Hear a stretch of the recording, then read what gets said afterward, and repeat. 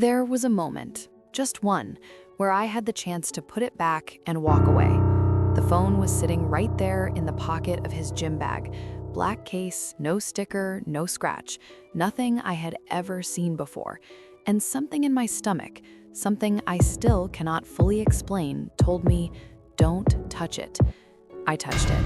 And in the next 4 minutes, my entire 11-year marriage turned to ash. My name is Sara, and until 8 months ago, I genuinely believed I had the kind of marriage other people envied.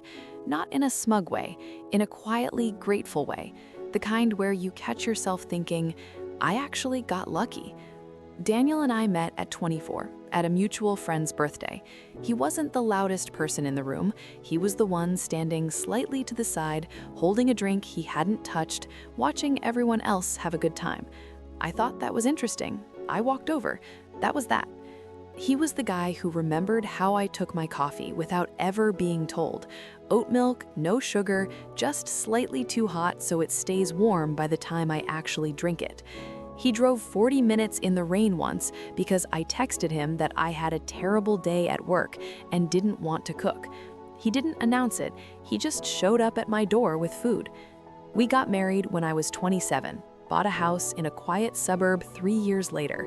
He worked in logistics, long hours, occasional overnight trips to client sites, the kind of job that sounds boring when you describe it, but pays well and kept him steady. I was a school counselor. Our weeks were full and ordinary and genuinely good. We had inside jokes that would mean nothing to anyone else. We had a Sunday morning routine, coffee, no phones for the first hour, whatever was on the radio. We had a rescue dog named Pickles who slept between us every single night and snored loud enough to wake the neighbors. I want you to sit with that image for a second, because what I'm about to tell you didn't feel like discovering a flaw I'd overlooked. It didn't feel like a slow unraveling I should have seen coming. It felt like the floor disappearing. It started the way these things always start, with something small enough to explain away, something so minor that saying it out loud makes you feel almost embarrassed for noticing. About 14 months ago, Daniel started going to the gym in the evenings, 3 times a week, then 4, which was completely fine, more than fine.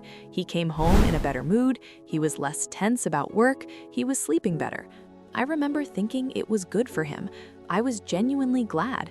But around the 3rd month, I started noticing something I couldn't quite name. He was always showered before he came home, not after, before. He'd walk through the front door already clean, smelling like a soap I didn't recognize, fresh, like he'd made an effort right before walking back into our house. I mentioned it once, casually, over dinner, not even really a question, just an observation. He said the gym showers had better water pressure than ours, and he preferred them. I laughed. I said that was fair because our shower pressure was genuinely terrible, and I moved on. But I didn't fully move on. I just told myself I had. Then, about 2 months after that, I needed his phone one evening to look up a restaurant. Mine was dead, and we were trying to decide where to order from. He handed it to me. But here's the thing I keep coming back to.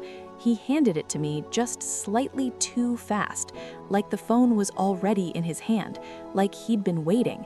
And then he stood there while I searched, didn't leave the room, didn't go back to what he was doing, just stood there, close enough that I was aware of him until I found what I needed and gave it back.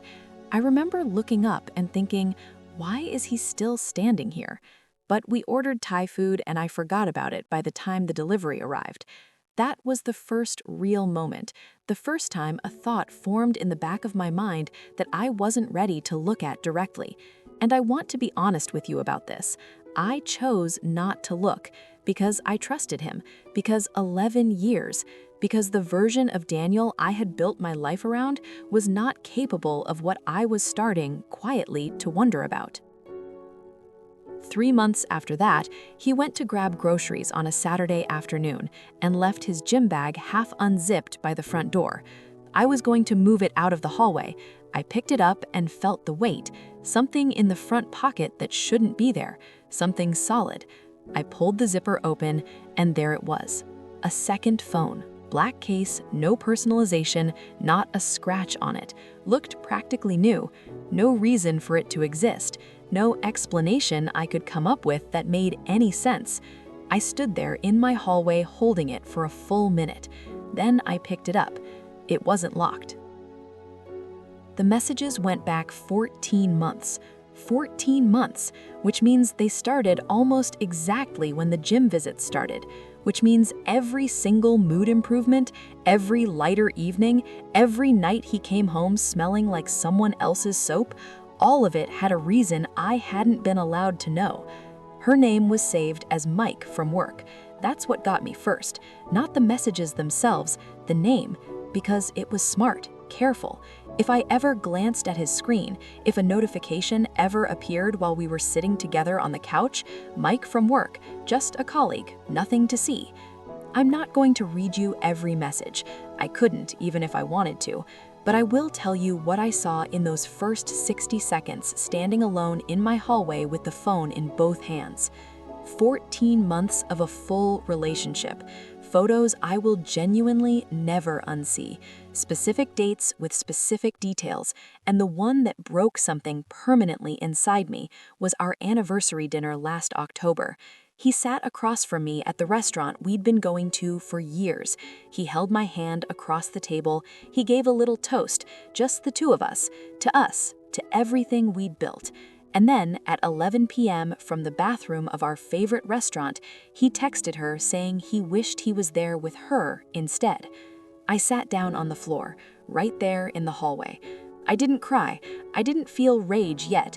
I just sat, like my body had decided it was done standing for a while. I heard his key in the door 20 minutes later. I hadn't moved. I was still sitting on the floor, his second phone in my hand when he walked in and saw me. I watched his face go white. Not guilty, white. The color of someone who has just understood that the thing they feared most has already happened, and there is nothing left to prevent.